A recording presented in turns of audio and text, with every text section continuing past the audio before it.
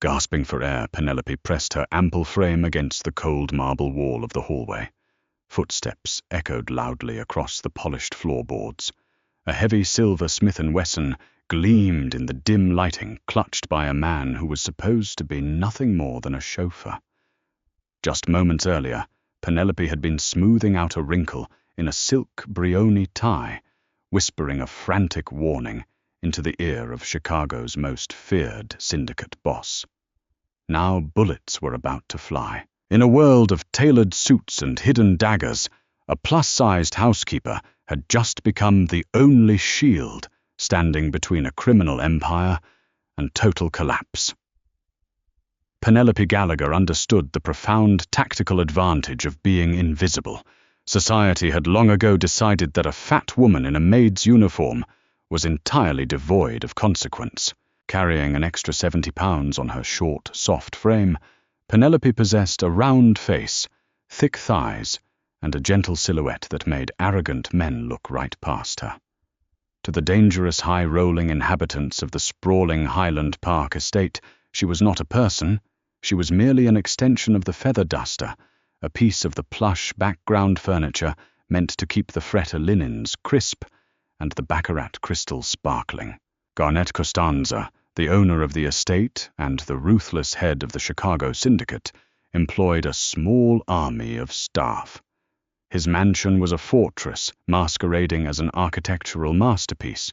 Security cameras were tucked neatly behind imported Italian moldings, and men with bulging suit jackets patrolled the manicured gardens.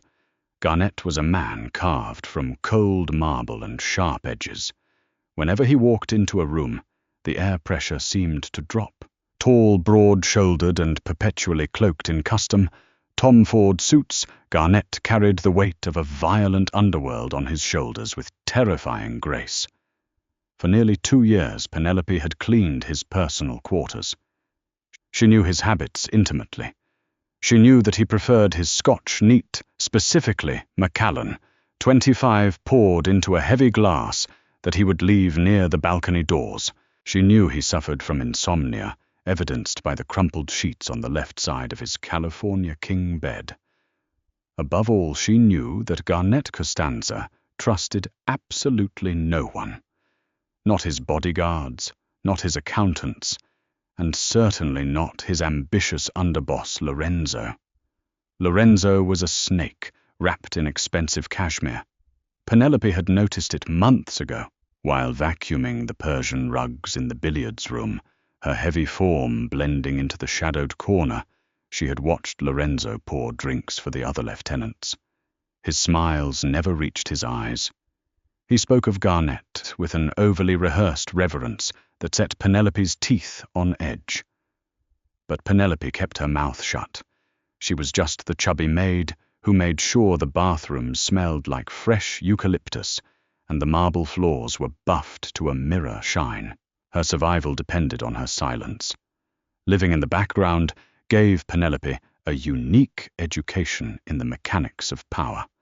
She learned to read the micro-expressions of hardened killers. She could tell when a deal had gone sour by the angle at which Garnett threw his keys onto the credenza. She knew when a hit had been ordered by the absolute deafening silence that enveloped the house in the early hours of the morning. Despite the darkness of his world, Penelope harbored a quiet, deeply buried fascination with Garnett. He was terrifying, yes, but there was a quiet honor in the way he treated his staff. Unlike Lorenzo, who once snapped his fingers at Penelope and called her dumpling when demanding a fresh ashtray, Garnett always used her name. He would nod politely when he passed her in the hallways. Once, when she had dropped a stack of heavy towels, he had paused, actually stooping to help her retrieve them, his dark eyes meeting hers for a fleeting second. That brief moment of proximity, the scent of his sandalwood cologne, the heat radiating from his large frame, had left Penelope's heart hammering against her ribs for hours. However, Penelope harbored no delusions. She was a realist. Women who looked like her soft, heavy, and decidedly ordinary did not factor into the romantic equations of men like Garnett Costanza. He dated runway models, European heiresses and actresses with razor-sharp cheekbones. Penelope's domain was the laundry room and the cleaning supply closet. Thursday morning arrived with a heavy, suffocating humidity that signaled a coming storm. The estate was buzzing with a frantic, nervous energy. Garnett was scheduled to attend a major sit-down with a rival faction from New York at a secure location downtown. It was a meeting that would define the territory lines for the next decade. The stakes were astronomical, and the tension in the mansion was palpable. Penelope was tasked with preparing Garnett's dressing room. Her plump fingers meticulously arranged his silver cufflinks, ensuring the heavy Rolex Daytona was polished and resting in its velvet case. She hummed softly, a nervous habit, as she checked the alignment of his shoes. The massive windows of the dressing room overlooked the grand driveway, where Garnett's armored Maybach S-Class was being detailed. Wiping down the windowsill, Penelope glanced outside. Down below the usual head of transportation, a burly, jovial man named Dominic was nowhere to be seen. Instead, a newer driver named Thomas was pacing near the front bumper of the Maybach. Thomas had only been on the payroll for 3 weeks. He was lean, jittery, and had a habit of avoiding eye contact. Penelope paused, her dusting her brow furrowing. Something about Thomas's body language was wrong. His shoulders were hiked up to his ears, and he kept glancing nervously toward the wrought-iron security gates.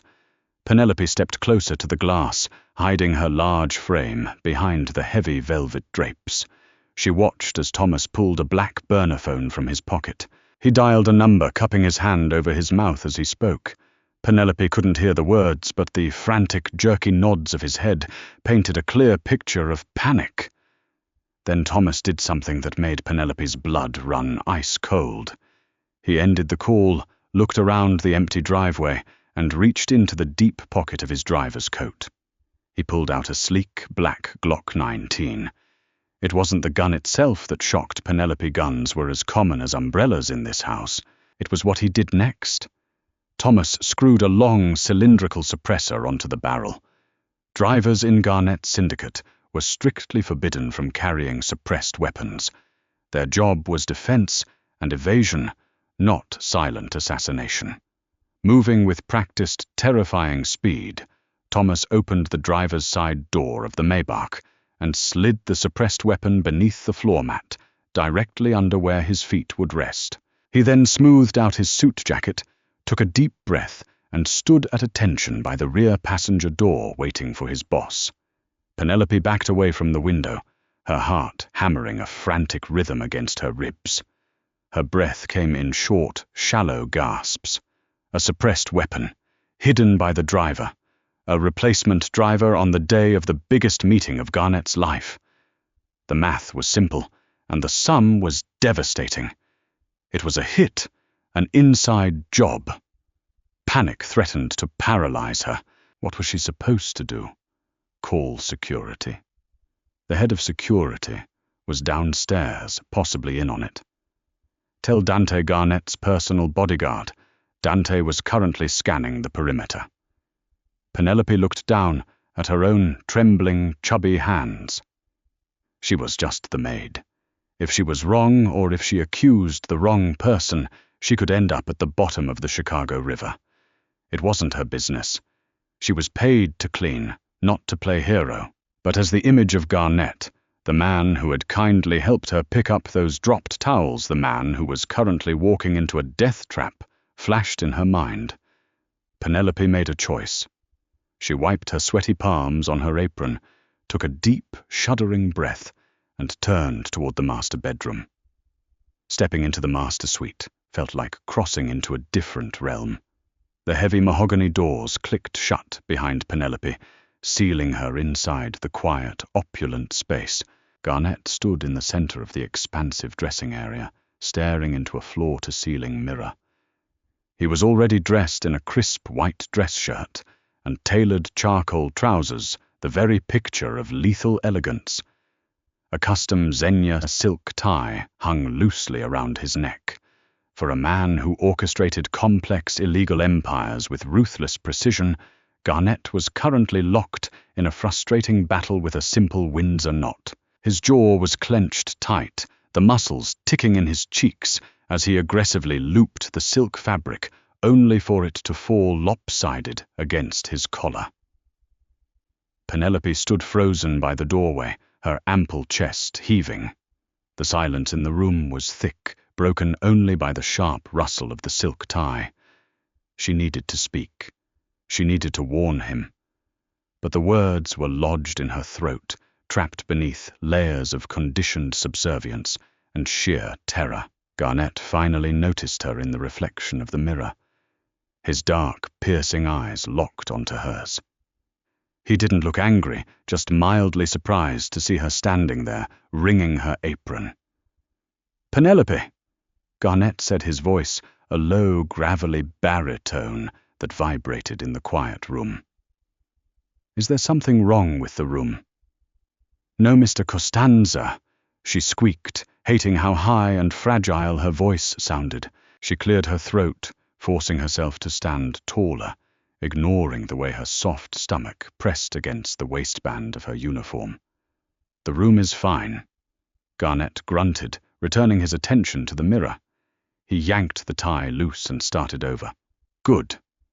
Because I have a headache that could split a cinder block, and this damned piece of fabric is refusing to cooperate."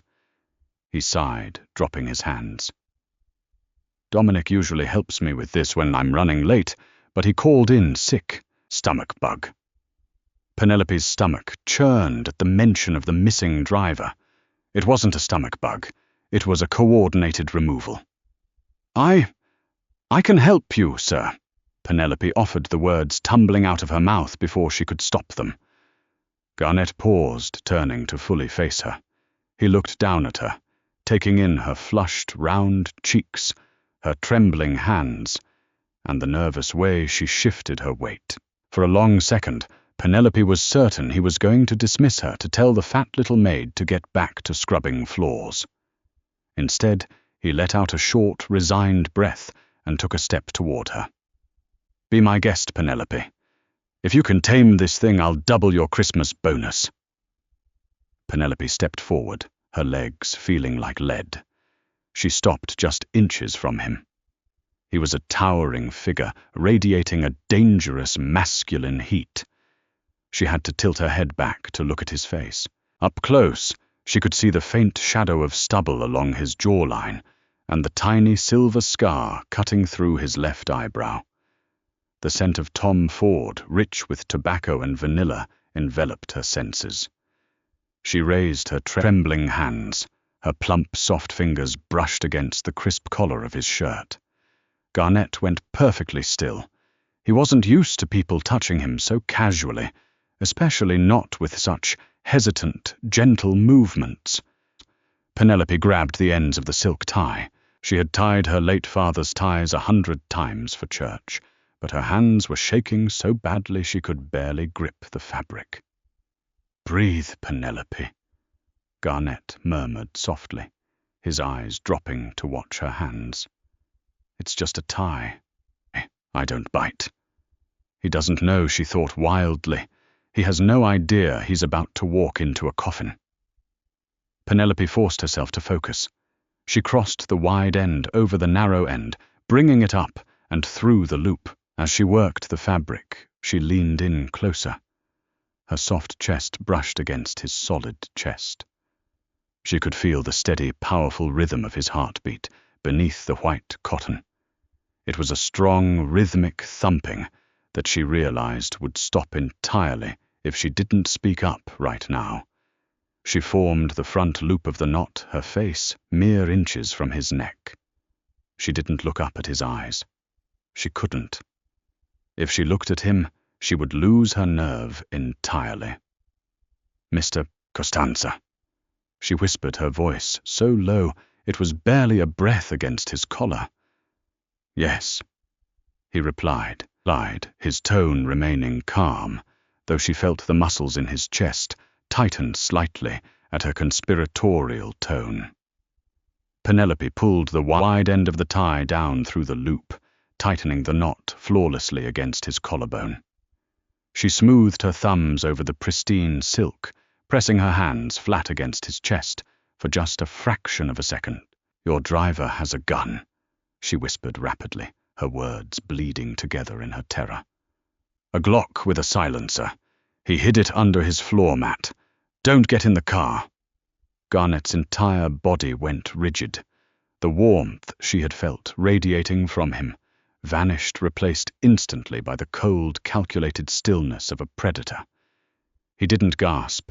He didn't jerk away. The only indication that he had heard her was the sudden, terrifying darkening of his eyes and the absolute cessation of his breathing. Penelope immediately dropped her hands and took a large step back. Her head bowed submissively, playing the part of the dutiful maid who had just finished her task. "All done, sir," she said aloud, her voice shaking only slightly. Garnett stared at her. His gaze was like a physical weight pinning her to the floorboards. He was a human lie detector, a man who had survived assassins, federal indictments, and rival gangs by reading the microscopic tells of deception. He stared at Penelope's round, terrified face. He saw the genuine fear in her eyes, the sweat beading on her forehead, the way her soft hands were twisted in the fabric of her apron. She wasn't lying. She had absolutely nothing to gain by lying and everything to lose. Garnett slowly reached up and had adjusted the perfectly tied knot at his throat, his face smoothed out into a mask of total, terrifying indifference. "Thank you, Penelope," Garnett said, his voice returning to its normal, booming volume. "Excellent work." He walked over to the mahogany valet stand, picked up his suit jacket, and slid it over his broad shoulders. He checked his watch, the Patek Philippe gleaming against his wrist. "You should take the rest of the day off, Penelope," Garnett said, casually, not looking at her as he buttoned his jacket. "Actually, why don't you go down to the wine cellar? I need an inventory done on the Barolo vintages. Take your time. Lock the heavy steel door behind you. It gets drafty down there." Penelope's breath hitched. The wine cellar was a reinforced panic room disguised as storage. Garnett was putting her in a bunker.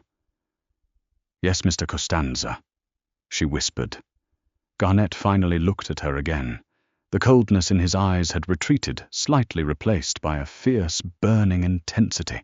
"Go," he commanded softly. "Now." Penelope didn't hesitate. She turned and practically ran from the room, her heavy footsteps muffled by the thick hallway runners. She scrambled down the servant stairs, her heart pounding a frantic drum solo against her ribs, completely unaware of the explosive violence she had just set into motion. Garnett Costanza did not run. He never ran. He walked down the grand sweeping staircase of his mansion, with the slow, measured stride of an emperor descending from his throne. To the untrained eye, he was a businessman heading out for a crucial negotiation. To the men who truly knew him, the slight narrowing of his eyes and the rigid set of his jaw signaled an impending execution. As he reached the marble foyer, his head of security, Dante, fell into step beside him. Dante was a massive wall of muscle, fiercely loyal and highly observant. "Cars are ready, boss," Dante said, his earpiece coiled neatly behind his ear. "Thomas is waiting out front." Garnett didn't break his stride. "Dante," he murmured, his voice so low that only the large bodyguard could hear. "Thomas is a dead man walking. He's got a suppressed weapon under his floor mat." Dante didn't miss a beat. His facial expression remained completely neutral, but his right hand subtly shifted, resting just millimeters from the lapel of his jacket where his sidearm was holstered. "Understood. The play." "We play it out," Garnett replied coldly. "I want to know who is holding his leash." The heavy double doors were pulled open by two guards. The oppressive, humid air of the impending storm hit Garnett's face. The black Maybach sat idling in the circular driveway, its engine a low, powerful purr. Thomas was standing by the rear passenger door, his posture stiff. As Garnett approached, Thomas forced a tight, nervous smile and pulled the door open. Garnett stopped a few feet from the vehicle. He looked at Thomas, studying the man's twitching jaw and the sweat beading at his temples. "Thomas," Garnett said pleasantly. "Where is Dominic today?" Thomas swallowed hard, his Adam's apple bobbing. "Our stomach flu, Mr. Costanza. Called me in at the last minute. Is that right?" Garnett mused. He took a step closer to the car, looking into the plush leather interior. "You know, Thomas, I've always hated sitting in the back. Makes me feel old." Thomas blinked, confusion flashing across his face. "Sir, I think I'll drive today," Garnett said smoothly. He stepped forward, moving past the open rear door and heading straight for the driver's side. Panic exploded in Thomas's eyes. If Garnett got into the driver's seat, he would immediately see the hidden weapon. The entire assassination plot would unravel in seconds. Thomas reacted on pure, terrified instinct. "Mr. Costanza, you can't—" Thomas blurted out, stepping forward and reaching a hand out to block Garnett's path. It was the ultimate mistake. Before Thomas could even register what was happening, Dante moved. The massive bodyguard closed the distance in a blur of violent motion. Dante's massive hand clamped down on Thomas's throat, slamming the slender driver backward against the reinforced glass of the Maybach. Simultaneously, Dante's other hand swept beneath Thomas's jacket, disarming the driver of his secondary weapon, a standard revolver, in a fraction of a second. "Do not touch him," Dante growled, pressing his forearm against Thomas's windpipe, cutting off the man's air supply. Garnett calmly opened the driver's side door. He leaned in, reached under the thick floor mat, and pulled out the sleek, black Glock 19. The heavy suppressor made it unwieldy a tool designed purely for quiet, close-range murder. Garnett stood up, holding the weapon loosely in his hand, and walked back over to where Dante had Thomas pinned. "A suppressed Glock. Thomas?" Garnett asked, his voice deadly quiet. "You were going to pop me before we even reached the highway, weren't you? Leave my body in the back seat and walk away." Thomas gagged, clawing uselessly at Dante's arm. "Please," he choked out. "Who gave the order?" Garnett demanded, stepping closer, the muzzle of the weapon pressing lightly against Thomas's forehead. "Give me a name and I'll let you live long enough to leave the state." Thomas squeezed his eyes shut, shaking his head. "He'll kill my family." Before Garnett could apply more pressure, the sudden shrill ring of a cell phone shattered the tension. It was coming from Thomas's pocket. The burner phone. Garnett gestured with his chin. Dante reached into the driver's pocket and pulled out the cheap plastic phone. He glanced at the screen, then handed it to Garnett. The caller ID was blocked. Garnett pressed the answer button and put the phone on speaker, holding it up. "Thomas!" A voice hissed through the tiny speaker. "Is it done? Is he in the car?" Garnett felt the earth drop out from beneath his feet. He recognized that voice. He had known that voice since childhood. It was a voice he had trusted with his life, his money, and his secrets. It was Lorenzo, his underboss. A heavy, oppressive silence fell over the driveway. Garnett stared at the phone in his hand, a chilling numbness spreading through his chest. Lorenzo wasn't just planning a coup. He was actively directing Garnett's murder from afar. Garnett didn't say a word. He slowly pressed the end call button, dropping the burner phone onto the pavement. He raised his foot and crushed the device beneath the heel of his Italian leather shoe. The plastic shattered with a sharp crunch. "Dante," Garnett said, his voice entirely devoid of emotion. "Yes, boss. Put Thomas in the trunk of the secondary vehicle. Secure the perimeter. Nobody leaves this estate. Nobody enters." Garnett looked up at the sky as the first heavy drops of the storm began to fall, splattering against the hood of the Maybach. "And get a strike team ready. We are paying Lorenzo a visit." As Dante dragged the whimpering driver away, Garnett stood in the driveway, letting the cold water soak into his custom suit. His empire was fracturing from the inside out. He had been minutes away from taking a bullet to the back of the head, and he owed his life entirely to a chubby, terrified housekeeper who had noticed a wrinkle in his tie. Garnett turned back toward the massive front doors of the mansion. The war had just begun, and there was one piece of collateral on the board that he needed to secure immediately. He walked back into the house, bypassing his waiting security detail, and headed straight for the basement stairs. Penelope Gallagher was in the wine cellar, and Garnett realized with a sudden fierce protectiveness that she was the only person in his entire organization he could currently trust. Descending the spiraling stone staircase, Garnett moved with a predatory silence that belied his massive frame. The subterranean level of the Highland Park mansion was a labyrinth of reinforced concrete and state-of-the-art climate control, housing a wine collection valued at over $12 million. Yet as he approached the heavy steel door of the primary cellar, Garnett's mind was entirely disconnected from his prized vintages of Domaine de la Romanée Conti and Chateau Petrus. His thoughts were consumed by the woman shivering inside. He pressed his thumb against the biometric scanner. The heavy deadbolts retracted with a mechanical thunk, and Garnett pushed the vault door open. Inside the cellar was dimly lit by warm amber sconces that cast long shadows across the endless racks of glass.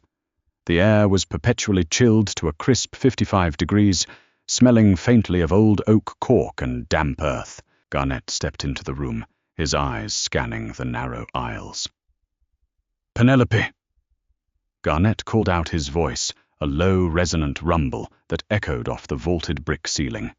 A sharp intake of breath came from the far corner, near the section reserved for Italian Reds. Garnett moved down the aisle, his footsteps muffled by the thick cork flooring. He found her huddled on the floor between two towering racks of Barolo. Penelope had pulled her knees to her chest, her arms wrapped tightly around her thick, trembling legs. Her maid's apron was crumpled, and her round, expressive face was pale with stark terror. When she saw Garnett, she flinched instinctively, pressing her soft back harder against the wooden wine rack. In her world, knowing a mob boss's secrets usually meant a swift and brutal end. Garnett immediately recognized the primal fear in her eyes. He stopped a respectful distance away, slowly crouching down so his towering height wouldn't loom over her. He rested his forearms on his knees, deliberately keeping his hands visible and relaxed. "You can breathe, Penelope," Garnett said softly, his tone gentler than anyone in his organization had ever heard. "You are completely safe. Thomas has been neutralized." Penelope let out a ragged, shaking exhale, her plump shoulders dropping a fraction of an inch. Did he? "He won't be driving anyone ever again," Garnett answered smoothly, sparing her the gruesome details. He tilted his head, studying her intensely. In the amber light, the golden undertones of her skin glowed. He noticed the rapid pulse, fluttering at the base of her throat, and the way her full pink lips were parted as she struggled to catch her breath. For the first time, Garnett truly looked at her, seeing past the uniform. She was soft everywhere. His world was hard. She was genuine in an empire built entirely on deception. "Why did you do it?" Garnett asked, his dark eyes locking onto hers. "Lorenzo has eyes everywhere. If Thomas had seen you, or if I had ignored you, you would be dead right now. You risked your life for a man who barely speaks to you." Penelope swallowed hard, wrapping her chubby arms tighter around her torso to ward off the cellar's chill. She looked down at the cork floor, unable to hold his intense, burning gaze. I couldn't just watch it happen, she whispered, her voice trembling but surprisingly resolute. You aren't like the others, Mr. Costanza. Lorenzo treats the staff like we are stray dogs. But you always use my name. You helped me pick up those towels in the West Wing last month. You're a violent man, sir, I know that. But you aren't a cruel one. Garnett felt a strange, unfamiliar tightness seize his chest. You helped me pick up those towels. Such a microscopic act of basic human decency, something he had entirely forgotten, had just saved his life and his empire. He looked at her round, flushed cheeks and the soft, inviting curve of her hips pressed against the floor, feeling an unexpected jolt of deep, possessive heat. He had spent his life surrounded by women who looked like starved greyhounds, women who calculated his net worth before they even learned his middle name. This woman who carried extra weight and wore a polyester uniform possessed more loyalty and raw courage than his entire inner circle combined. You are freezing, Garnett noted, rising to his full height. He unbuttoned his custom Tom Ford suit jacket, a garment worth more than Penelope's annual salary, and slipped it off his broad shoulders. He stepped forward and gently draped the heavy silk-lined wool over her shivering shoulders. The jacket was massive on her, engulfing her plump frame, but it immediately enveloped her in his heat and the intoxicating scent of tobacco vanilla and expensive sandalwood. Penelope looked up at him, her eyes wide with shock at the intimate gesture. "Keep it on," Garnett commanded, softly offering her his large, calloused hand. "We cannot stay here. Lorenzo is under the impression that I am currently bleeding out in the back of my Maybach. He will send a sweep team to the estate to tie up loose ends, and I will not risk you being caught in the crossfire." Penelope tentatively reached out. Her small, soft hand disappeared into his massive grip. Garnett pulled her to her feet with effortless strength, pulling her just a fraction closer than strictly necessary. He didn't let go of her hand immediately, his thumb lightly brushing the soft skin of her knuckles. "Where are we going?" she asked, her voice breathless. "I own a private penthouse at the Waldorf Astoria in the Gold Coast. It is strictly off the books, registered under a shell corporation in Luxembourg. Only Dante knows it exists," Garnett explained, finally releasing her hand to check the loaded magazine of his sleek Heckler & Koch USP compact, which he pulled from a shoulder holster. "You will stay there until I have sterilized the syndicate. From this moment forward, Penelope, you are no longer staff. You are under my personal, absolute protection. Do you understand?" Penelope nodded, completely overwhelmed. She pulled the lapels of his suit jacket tighter around her ample chest.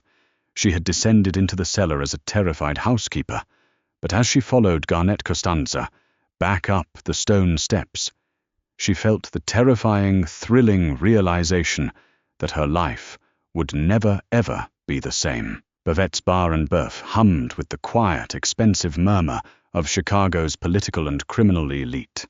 Located in the River North district, the dimly lit, jazz-infused steakhouse was famous for its heavy velvet curtains, crystal chandeliers, and discreet subterranean dining rooms that offered absolute privacy. Inside the most exclusive VIP room, hidden behind a solid oak door at the end of a brick corridor, Lorenzo was holding court. The underboss looked the part of a newly crowned king. He wore a flawless three-piece Brioni suit, a silk pocket square tucked perfectly into his breast pocket, and a self-satisfied smirk that stretched from ear to ear. Sitting across from him were two men of immense, dangerous influence. To his left sat Arthur Pendleton, a notoriously corrupt Chicago city alderman who controlled the zoning permits for the city's lucrative port developments. To his right sat Carmine Rossetti, a high-ranking capo from the Lucchese crime family in New York, sent to broker a new era of cooperation. Lorenzo raised a crystal tumbler filled with Pappy Van Winkle bourbon, the golden liquid catching the flickering light of the candelabra. To a new, more profitable future, Lorenzo declared, his voice slick with arrogance. Garnet Costanza was a dinosaur. He was too rigidly tied to the old codes. He refused to open the shipping ports to your narcotics shipments, Carmine. And he refused to properly compensate you for your political cover, Arthur. But Garnet's reign ended 30 minutes ago on Interstate 94. His driver took care of the problem, and my cleanup crew is already scrubbing the Highland Park estate as we speak. Carmine, a heavily scarred man with dead reptilian eyes, clinked his glass against Lorenzo's. If Costanza is truly out of the picture, the 5 families are prepared to back your claim to the Chicago throne, Lorenzo. But there better not be any hiccups. If Costanza survived... He didn't... Lorenzo laughed, taking a deep swallow of the expensive bourbon. A suppressed glock to the base of the skull at point-blank range. It is physically impossible to survive. The king is dead, gentlemen. I am the syndicate now. The words had barely left Lorenzo's lips when the heavy oak door of the VIP room exploded inward. The heavy wood slammed against the brick wall with a deafening crack splintering the frame. Lorenzo's 2 personal bodyguards, stationed near the entrance, instinctively reached beneath their suit jackets. They never even cleared their holsters. 2 suppressed coughs, thwip-thwip, echoed in the confined space. Both bodyguards dropped to the floor, perfectly synchronized with neat red circles appearing in the center of their foreheads. Dante stepped over their twitching bodies, sweeping the room with the barrel of a custom SIG MCX Virtus rifle. His massive frame blocked the exit, his eyes cold and devoid of any human empathy. A heavy, suffocating silence descended over the table. Lorenzo sat frozen, his glass of bourbon suspended halfway to his mouth. All the color rapidly drained from his face, leaving his skin a sickly, ashen gray. Stepping out from the shadows of the hallway, Garnet Costanza walked into the VIP room. He was impeccably dressed, save for the missing suit jacket he had left wrapped around a terrified housekeeper miles away. His white dress shirt was crisp, the silk Xenia tie perfectly knotted at his throat. He looked absolutely untouched, radiating a lethal, terrifying calm that sucked all the oxygen out of the room. "You started the celebration without me, Lorenzo." Garnet noted his voice, an eerie conversational baritone. "I must say I'm offended." Lorenzo's hand began to shake violently. The crystal tumbler slipped from his fingers, crashing onto the hardwood floor and sending expensive bourbon splashing across his leather shoes. "Garnet, I can explain."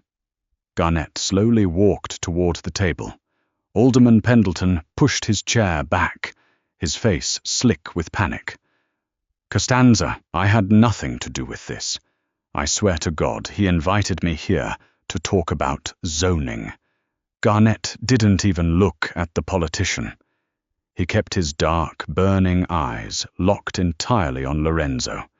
He reached the table, picked up the bottle of Pappy Van Winkle, and casually poured himself a measure in an empty glass. "You sent a rat to drive my car, Lorenzo," Garnet said, taking a slow sip of the bourbon. "You tried to execute me in my own vehicle on the day of a major sit-down. You broke the oath. You broke the family." "Garnet, please!" Lorenzo begged, his voice cracking into a pathetic whine.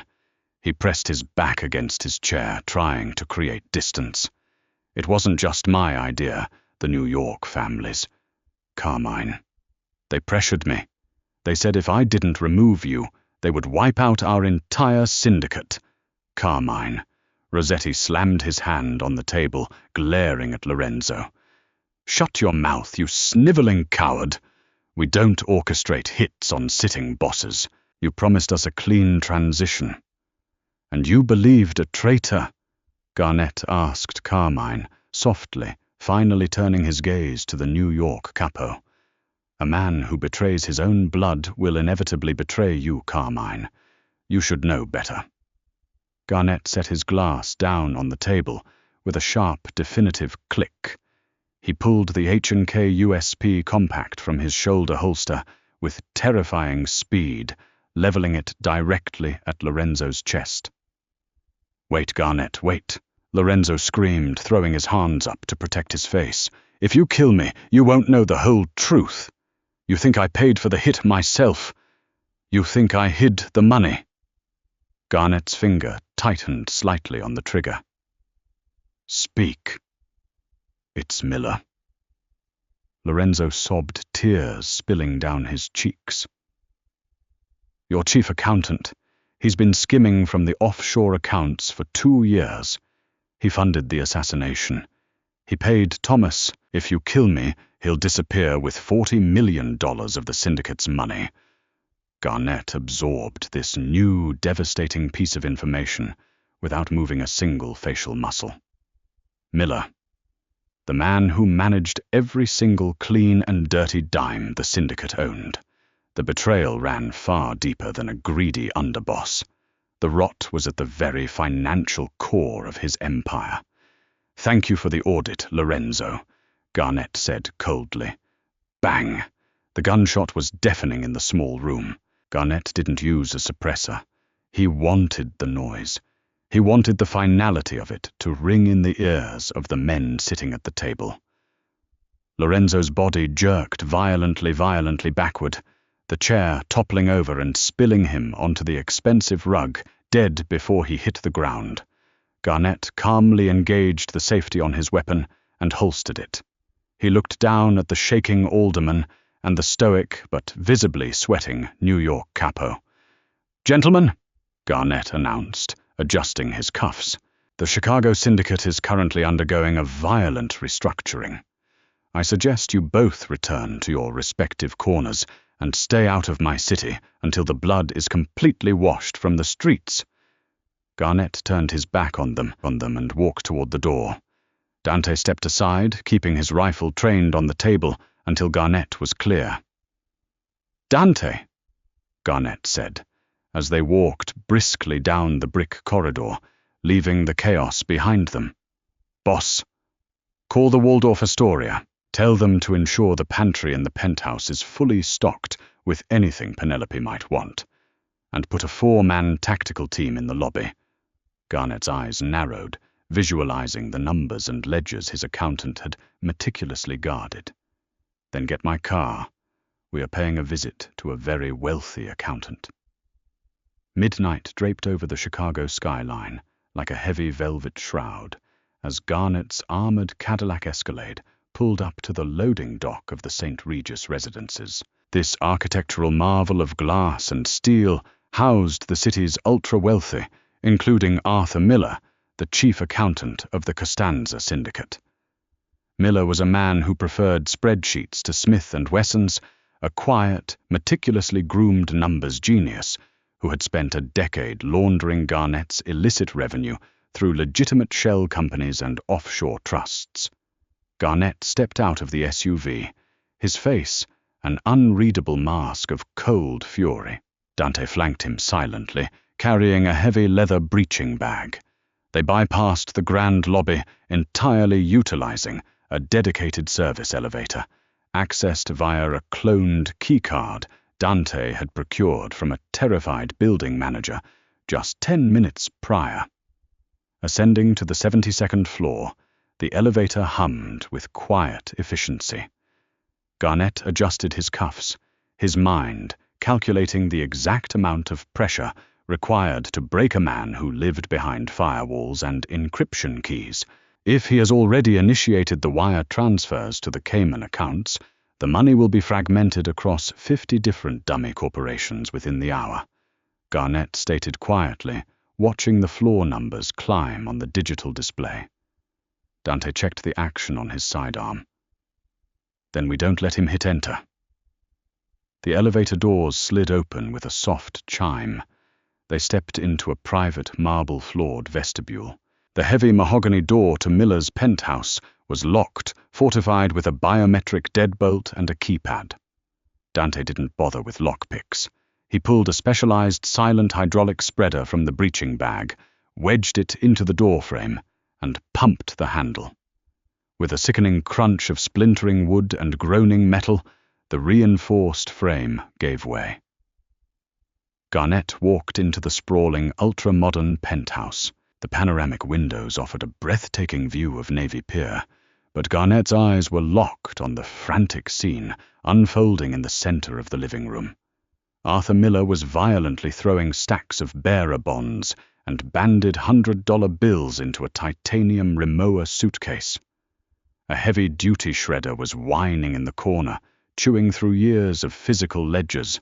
On the glass dining table, 2 encrypted laptops were open, displaying the complex routing matrices of the Julius Baer Group, an exclusive Swiss private banking firm. Miller froze. The bundle of cash in his hand slipped from his manicured fingers, hitting the imported rug with a soft thud. He looked at Garnett, then at the massive, heavily armed Dante, and all the blood drained from his face. "Garnett!" Miller squeaked, his voice cracking violently. You're supposed to be dead." "Reports of my demise were greatly exaggerated, Arthur," Garnett said smoothly, casually stepping over a pile of shredded documents. He walked to the dining table and glanced at the glowing laptop screens. "Julius Baer Group. Very prestigious. Attempting to move $40 million in a single evening is ambitious even for you." Miller swallowed hard, his eyes darting frantically toward the front door, though Dante's massive frame completely blocked any hope of escape. "Garnett, listen to me. I was forced. Lorenzo held a gun to my wife's head. He told me if I didn't fund the coup, he would slaughter my entire family." Garnett tilted his head, his dark eyes narrowing into dangerous slits. "Your wife has been vacationing in St. Bart's for the past 3 weeks, Arthur. Dante verified her flight records on our way over here. You weren't coerced. You got greedy. You thought you could finance a regime change, skim a fortune off the top during the chaos, and vanish into a non-extradition country." Panic seized Miller's features. He lunged toward the laptops, his hand slamming down toward the execute transfer key on the keyboard. Dante moved with terrifying speed, crossing the room and driving the butt of his pistol directly into Miller's shoulder. The accountant screamed in agony, collapsing to his knees and clutching his fractured collarbone. Garnett calmly pulled out the custom mahogany chair and sat down at the glass table, turning the laptops to face him. "Dante, secure his hands. Arthur is going to dictate his passwords to me. Every single one." "Go to hell, Costanza!" Miller spat, tears of pain streaming down his face. "If I give you those codes, you'll kill me anyway. If I don't, the money vanishes into a phantom network at midnight. You lose 40 million. Garnett sighed softly, a sound of deep, profound disappointment. He reached into his pocket and pulled out the heavy, suppressed Glock 19 that he had recovered from Thomas's car just hours earlier. He placed it gently on the glass table next to the keyboards. "Arthur, I have survived an assassination attempt orchestrated by my own underboss, discovered my driver was a contracted killer, and executed 2 men in a VIP dining room at Bavette's. My patience is not just thin, it is entirely non-existent." Garnett leaned forward, his voice dropping to a terrifying, gravelly whisper. "I am not going to ask you for the passwords. I am going to start breaking fingers. And when you run out of fingers, Dante will start on your toes. You have 10 seconds to decide if you want to leave this room walking or in a series of highly insulated coolers." Miller stared into Garnett's dead, unblinking eyes. He saw absolutely no bluff, no hesitation, only the cold, mechanical certainty of a predator. The accountant broke instantly. Sobbing quietly, he began rattling off the alphanumeric sequences and 2-factor authentication codes. For the next 20 minutes, Garnett systematically reversed every pending wire transfer, funneling the stolen 40 million back into the syndicate's heavily guarded central accounts. He changed the master encryption keys, permanently locking Miller out of the financial empire he had helped build. Once the final confirmation screen blinked, green Garnett closed the laptops. He stood up, smoothing the front of his dress shirt. "Dante," Garnett said, turning his back on the weeping accountant. "Boss, take him to the warehouse on the south side. Have the interrogators find out exactly who else in the organization knew about this plot. When they are finished extracting every syllable of information he possesses, put him on a freighter to nowhere." Garnett walked out of the ruined penthouse, stepping back into the quiet hum of the elevator. The syndicate was bleeding fractured and missing key lieutenants. The next few weeks would be a brutal, bloody campaign to restore total order to the Chicago underworld. But as the elevator descended toward the street, Garnett's mind shifted entirely from ledgers and executions. His thoughts drifted to the Waldorf Astoria, to the soft, terrified woman wearing his oversized suit jacket, hiding in a penthouse she didn't belong in simply because she had been brave enough to warn a monster that the cage was rigged. Penelope Gallagher felt as though she had been dropped onto the surface of an alien planet. The penthouse suite at the Waldorf Astoria was a masterclass in aggressive, unapologetic luxury. Floor-to-ceiling windows offered an unobstructed view of Lake Michigan, reflecting the glittering city lights across the dark water. The furniture was imported Italian leather, the floors were heated marble, and a massive crystal chandelier hung suspended over a grand piano in the corner. She stood in the center of the vast living room, feeling entirely out of place in her rumpled, polyblend maid's uniform. She had kept Garnett's heavy suit jacket wrapped tightly around her shoulders, finding a strange, desperate comfort in the scent of his cologne, lingering on the fabric. The past 6 hours had been a blur of sheer terror and disbelief. She had been escorted here by a team of heavily armed silent men in black suits who had respectfully addressed her as "Ma'am" before taking up positions outside the mahogany double doors. Penelope had paced the length of the penthouse until her thick thighs ached her mind, replaying the image of the hidden Glock over and over. Was Garnett dead? Had her warning been too late? The soft click of the heavy door unlocking sent a violent jolt of adrenaline through her veins. Penelope spun around her hands instinctively, clutching the lapels of the suit jacket. The door swung open, and Garnett Costanza stepped into the soft, ambient light of the foyer. He looked exhausted. His tie was missing, the top 3 buttons of his crisp white shirt were undone, and a faint smear of what looked suspiciously like blood stained the edge of his left cuff. But he was alive. He was breathing. He was here. Garnett locked the deadbolt behind him and turned to face her. The hard, predatory lines of his face instantly softened the moment his dark eyes locked onto her round, anxious form. He let out a long, heavy sigh, the tension visibly draining from his massive shoulders. "You're safe," Penelope whispered, the words tumbling out as a desperate, tearful gasp. Garnett walked slowly toward her, stopping just a few feet away. "Thanks to you, Penelope. I am. The threats have been permanently neutralized. Lorenzo and Miller will never pose a danger to anyone ever again." Penelope shuddered at the finality in his tone, but she didn't look away. She had known who he was when she tied his knot this morning. She accepted the darkness that cloaked him. "I didn't know what to do," she admitted, looking down at her scuffed, practical work shoes. I'm just the maid. I'm nobody. I was so scared I was wrong." "Look at me, Penelope," Garnett commanded softly. She hesitated, then slowly tilted her head up. His dark eyes were burning with an intensity that made her breath hitch. "You are not a nobody," Garnett said, his voice a deep, resonant rumble that seemed to vibrate in her very bones. Every single hardened killer, highly paid security expert, and trusted advisor in my empire failed me today. The men who swore blood oaths to protect me smiled in my face while holding a knife to my back. The only person in my entire world who showed an ounce of genuine loyalty was the woman who cleans my floors. He took a step closer, breaching her personal space.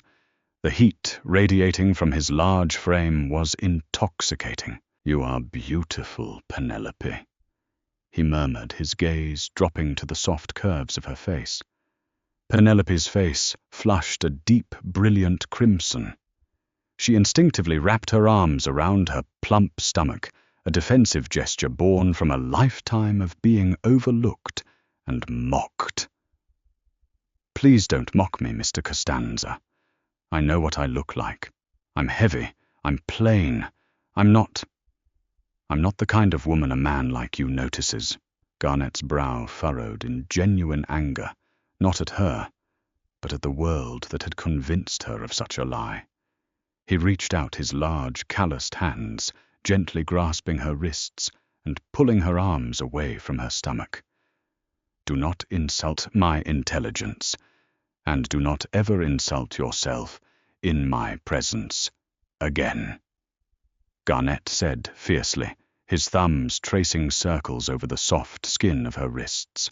"I have spent my entire adult life surrounded by plastic women with starved bodies and empty, calculating souls. They are decorations. You are real. Your softness, your curves, your heart. They are the most genuine things I have touched in 10 years. He released her wrists and cupped her face, his large hands easily framing her round cheeks. His touch was shockingly tender for a man capable of such extreme violence. "You saved my life, Penelope, but more than that, you woke me up," Garnett whispered, his face inching closer to hers. "You are never going back to that estate to scrub floors. You are never wearing that uniform again, unless it's to indulge a very specific fantasy of mine." Penelope gasped, her eyes widening at the brazen, deeply possessive declaration. Her heart hammered furiously against her ribs. "Garnett," she breathed, using his first name for the very first time. "You are under my protection now," he vowed, his lips hovering mere millimeters from hers. "You are going to stand by my side, and I swear to you, anyone who ever makes you feel like you are less than a queen will answer to me directly." Before Penelope could formulate a response, Garnett closed the distance, pressing his mouth against hers. The kiss was not gentle. It was commanding, desperate, and filled with the raw, possessive heat of a man claiming what was rightfully his. Penelope melted against him, her soft, ample curves pressing flush against the hard, muscular planes of his body. Her hands moved up, tangling in the thick hair at the nape of his neck, finally anchoring herself to the most dangerous man in Chicago. Outside, the storm finally broke rain, lashing against the floor-to-ceiling windows of the penthouse. But inside, wrapped in the arms of a Mafia king, the wallflower had finally bloomed, completely untouchable and fiercely, irrevocably loved. What an absolutely explosive journey. Penelope proved that true strength doesn't come from holding a gun, but from having the courage to speak the truth when it matters most. From a terrified housekeeper hiding in the shadows to the fiercely protected queen of a Chicago Mafia empire, her story is a testament to the power of loyalty and the undeniable draw of unexpected romance. Garnett Costanza might rule the underworld with an iron fist, but Penelope Gallagher completely conquered his guarded heart.